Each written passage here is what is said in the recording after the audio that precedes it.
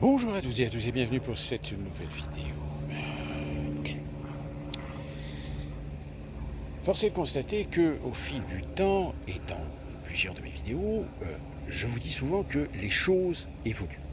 Elles évoluent pas forcément dans le bon sens, dans certains domaines, et on a eu récemment la preuve, encore une fois de plus, de ce que certains se sont octroyés ou pensent pouvoir faire valoir leurs opinions comme étant des opinions légitimes, comme étant l'opinion à avoir par rapport à certains sujets. Et nous avons eu l'affaire du lac du Connemara. Et lac du Connemara, c'est cette fameuse chanson de Michel Sardou qui date, je crois, de 1980-81. Et nous avons une artiste actuelle qui s'appelle Juliette Armanet, je crois, qui a eu des propos à l'encontre de cette chanson, limite sous-entendu que cette chanson était patriarcale, voire d'extrême droite. Alors déjà, premièrement, j'ai envie de dire à Juliette Armanet, est-ce que tu te rends compte, ma petite, que tu n'es pas une artiste, que tu es un produit?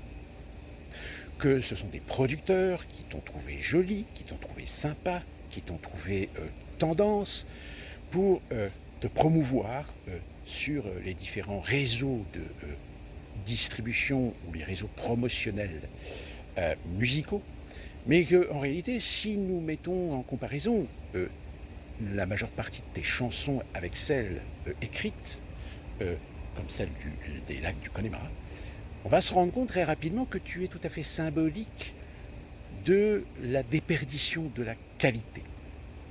Parce qu'il ne suffit pas d'avoir une boîte à rythme, quelques synthés, quelques accords, et de plaquer dessus des paroles qu'à la limite un gamin de 5 ans pourrait écrire pour se prétendre artiste. Un artiste, c'est quelqu'un qui est capable de raconter des histoires, qui est capable d'émouvoir, qui est capable d'aborder des sujets aussi bien légers que graves, par les mots, par la syntaxe, par la qualité du vocabulaire utilisé.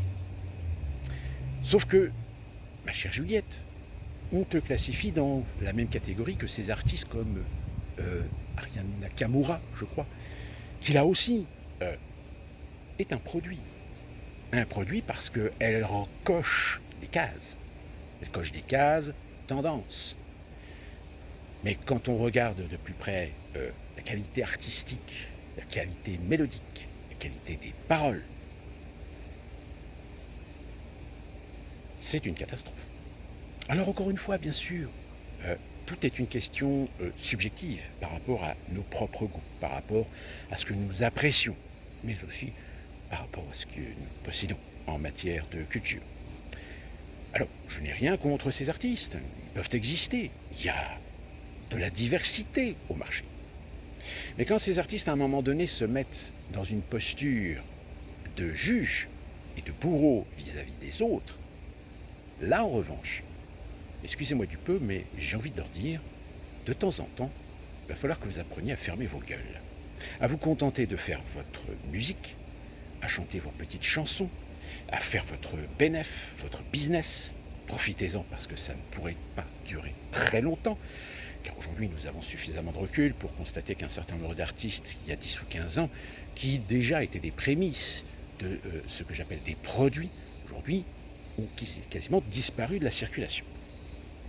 Donc vos carrières sont éphémères, contrairement à celle de Michel Sardou, qui, elle, s'étale sur plusieurs décennies.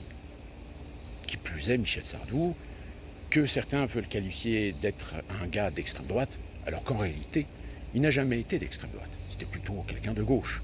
Mais il fait partie de ces gens de gauche qui, à un moment donné, savent reconnaître que ça a merdé, savent reconnaître les erreurs de chacun, savent reconnaître les orientations, les décisions, les politiques de gens de gauche qui sont partis complètement à la dérive. Donc, encore une fois de plus, on est là en face de ce genre de gens qui sont les mêmes qu'on trouve sur les réseaux sociaux, qui parce qu'ils croient détenir une vérité, parce qu'ils croient détenir la vertu, parce qu'ils croient être dans le bon camp, dans le camp des gentils, s'autorisent à estampiller, à juger, à calibrer ou tout du moins il participe à la calibration de ce qu'on a le droit de penser, d'écouter, de voir, de regarder. Force est de constater que, par exemple, je vais revenir sur ce fameux film, The Sound of Freedom, qui pour l'instant n'a pas de calendrier d'exploitation en France. J'ai envie de dire à tous les gens qui seraient intéressés que allez voir dans le cinéma français. Dans le cinéma français, vous avez des films qui, fut un temps, ont abordé le sujet. Je veux parler par exemple de ce film, je crois, de Claude Sautet, La femme flic, qui abordait déjà ce sujet. Je parle surtout de Jean-Pierre Mocky, qui lui aussi a fait un ou deux films qui ont eu beaucoup de mal à être dans les salles de cinéma parce que justement abordaient des sujets, le sujet très controversé et sur lequel il y a énormément de tabous.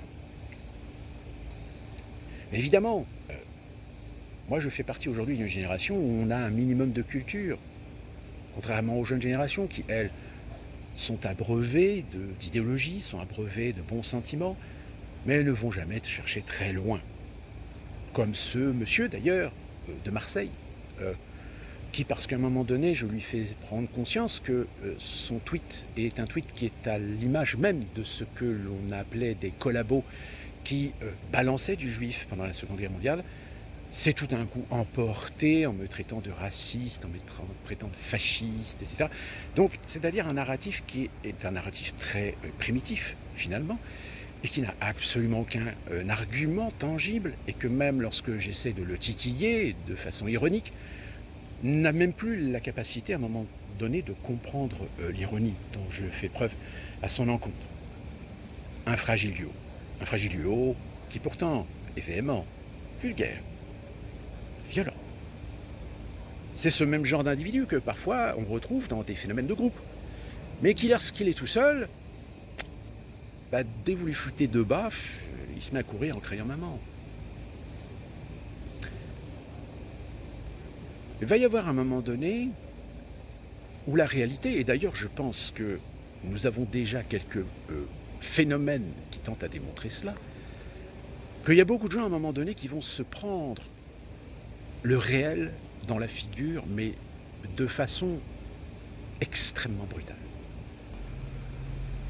Alors, moi je veux bien qu'on me parle de dysfonctionnement, je veux bien qu'on me parle de problèmes de moyens. Mais là, dans ce cas-là, il faut aussi admettre que finalement, la République ne fonctionne plus. La justice de la République ne fonctionne plus. L'autorité de la République ne fonctionne plus.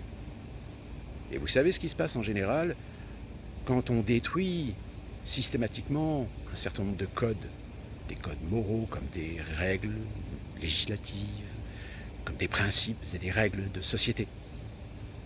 C'est qu'on a un but. Et que ce but, comme je vous le dis et je le répète encore une fois, c'est la destruction de l'État-nation.